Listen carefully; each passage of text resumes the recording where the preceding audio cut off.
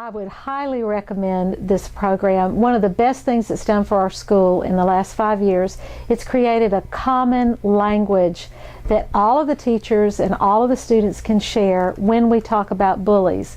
It's given everybody the same approach. Do you want to be a bully or do you want to be a hero?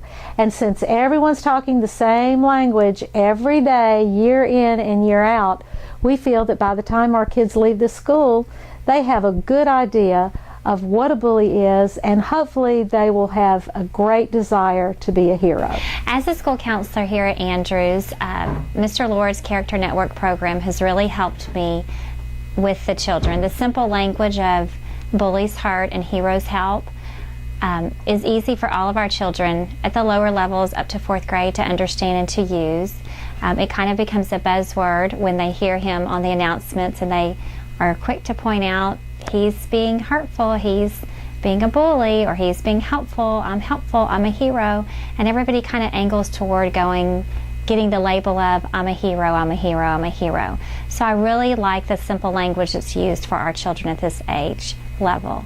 In addition, our children are always so eager to listen to the announcements. They truly believe that he is somewhere in the building, and they can't wait to figure out where he is. So that's always exciting when he's going to be on and be somewhere in our building on our campus. And so they look forward to that when we play his announcements each week and in the morning announcements.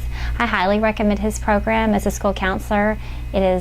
Makes my job easier and gives us a common language for the whole school to use with the children and the staff. This bullying program is very important to me. As I'm now a principal, but as a teacher, I made it top priority in my classroom to stop bullying and to help the kids learn to be kind to each other. I had an experience when I was in 7th grade. There were 2 new boys that came to our school. We were a country school. One of the boys was named Eddie, and one of the boys was named Chris. And Chris was a big guy. He was popular, very likable. Everybody loved Chris. Eddie, very skinny, had bad teeth. He was very poor. Always wore shirts that were buttoned up to the collar and a long sleeve. And in South Carolina, that's, you don't usually wear shirts like that. It's pretty hot. And we started teasing Eddie, and I was one of the ones that teased him. And it wasn't real blatant toward him, but we would tease the girls, like, oh, Eddie's your boyfriend, and we would laugh and snicker. And Chris always put a stop to it. He was the hero, and he would not have anybody say anything ugly about Eddie in his presence. We played baseball every day at recess, and he would always choose Eddie first. And which there was really no reason to choose him first, because he was not a very athletic kid, other than the fact that Chris was just a wonderful young man. Well, one day Eddie didn't come to school, and our teacher, Mrs. Glover, made the announcement that Eddie had died. He had been beaten to death.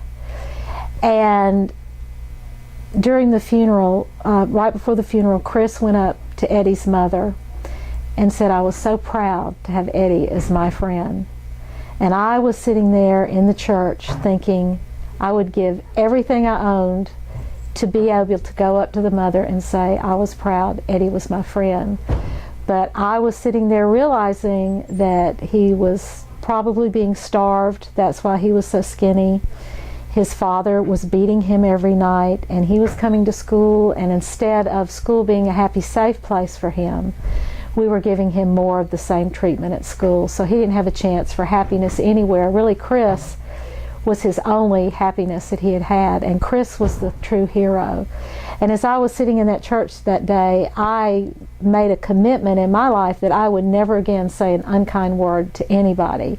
And when I became a teacher, I made the commitment that my students would never say unkind words to each other. And I have found that when the adults really enforce that, and the kids know that it is #1 priority, that we can make a difference in the bullying situation.